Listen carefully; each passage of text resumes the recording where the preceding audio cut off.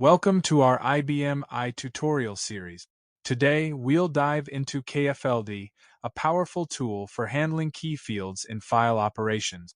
KFLD allows us to construct KLIST, which is used to create a composite key using multiple key fields essential for operations like chain, delete, read-E, read-PE, set-GT, or set-LL on files. Let's break down how KLIST works using an example from our CMPHDR file. First, we define our key fields using the KFLD opcode. In this example, we're using the KFLD opcode. We're using company ID and company name.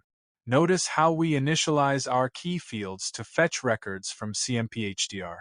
Each key field declaration specifies the length and type, ensuring accurate data retrieval. Using KLIST KCMPHDR, we perform a chain operation to retrieve data based on our composite key. If %found indicates success, we display the company details fetched using XDSPLY. Finally, we display specific information, such as company ID, name, CEO, and type using eval and DSPLY command.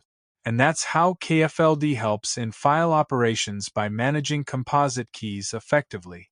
Thank you for watching our video tutorial on the KFLD opcode in IBM iRPGLE by programmers.io.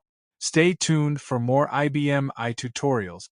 Don't forget to like, share, and subscribe.